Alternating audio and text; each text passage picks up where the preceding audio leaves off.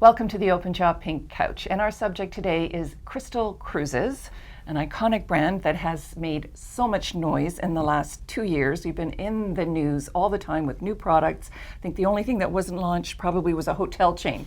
So we had yachts and river cruises and planes, etc. I get the feeling that now there's been a bit of a shift in the direction and in the vision, maybe slowing down a bit. Is that correct? You tell me. Well, actually, we've done everything we said we were going to do. We successfully launched the yacht division with the Crystal Esprit. She's doing fantastic. Beautiful looking ship. Really, really fantastic. We've introduced 5 river cruise ships in a 20-month period of time, which is just astounding. Probably explains why I have bags under my eyes. And then the 2 planes, the Boeing 777, which the business model on that changed, but nonetheless she's flying and doing very, very well. The 12-seater Bombardier. So the only thing that hasn't come to fruition in the way it was originally announced is our new ocean liners. Okay. And that's a good thing because the concept has evolved. And we're really looking to make sure that we develop something that's going to be leading edge 20 years from now. And so we're taking our time to get it just right. You heard it here, folks. We need a hint as to what the concept is going to be. Well, the only thing I can tell you is what definitely has changed is that we won't have the condos on the top 2 decks of the ship.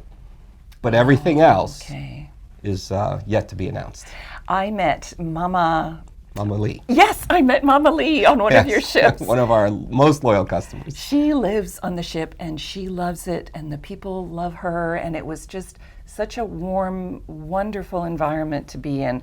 I really enjoyed that cruise a great deal. I certainly liked having a butler. River cruising, I want to touch base on that a little bit. You came out with a luxury product on the river, which there isn't a lot of. You certainly have your competitors, but you came out with the butlers as well. How has the product been selling? So it's been selling extremely well, and I have to sort of take umbrage to what you've said. We don't have any competitors in the luxury space in river. We really have delivered true luxury to Europe's greatest rivers because it just didn't exist before. Consequently, luxury customers are flocking to us in really large numbers. The nice thing about it is that only half of the people who are cruising on the river ships are actually Crystal customers. All of the others are people who've been traveling on other luxury brands, whether they be cruise lines, tour operators, hotel brands, and they know the Crystal brand as being a luxury concept and they've wanted to try river cruising.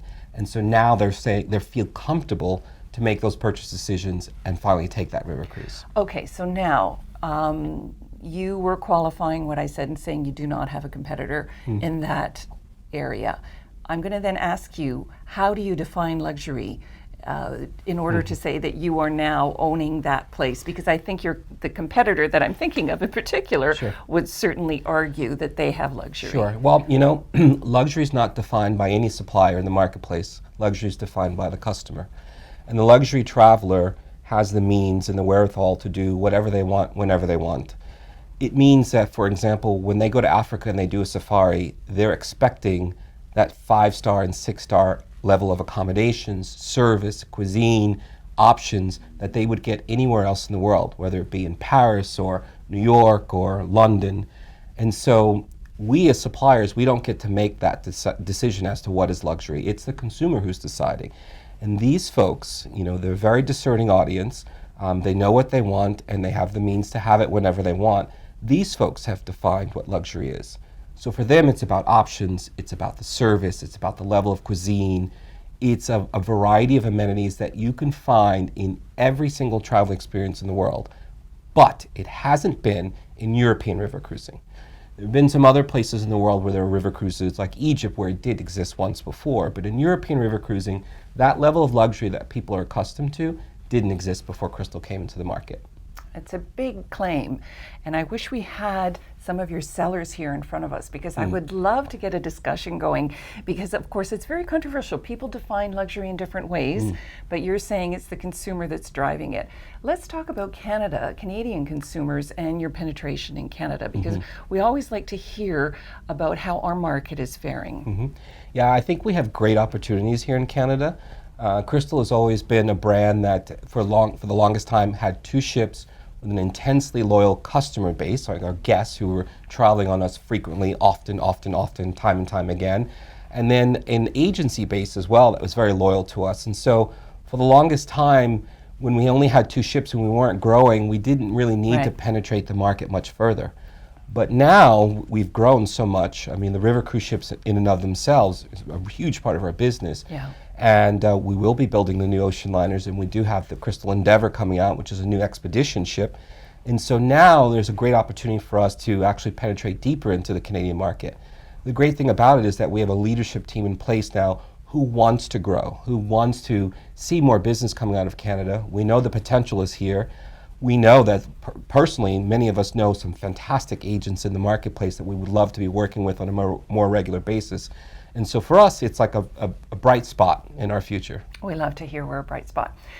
Before I let you go, the last thing I wanted to ask you is for agents who don't necessarily feel that they have luxury clients, and I'm sure that's a question that's asked of you quite often, what do they do? How do they enter that market? Well, I think the most important thing for agents to do is to also first to remember not to shop at their own pocket, right? And to also not prejudge, because luxury can come to you, a luxury customer can come to you in all different shapes, forms, sizes, and so forth. You'd be amazed. There is a lot of wealth here in Canada, and so there's no question in my mind that every single agent in the Canadian marketplace has at least one luxury customer. The important thing to do is to ask the question, right? To ask what is it that the customer is seeking and what is it that they've done before.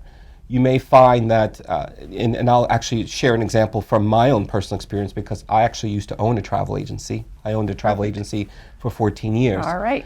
And my first luxury customer was a bit of a shocker to me. It was the mother of someone who I went to high school with, because my friend who I went to high school with became a .com millionaire, and he wanted to treat his parents to a fantastic vacation.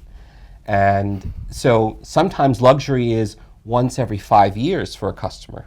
They save, and then they want to have that really special celebration. And then other times it's frequent, where it's 10 times a year, 20 times a year, because that's the only way the person will travel, and they have the means to do so. Indeed. Well said. Well, let's all look out for that high school friend who became a .com millionaire.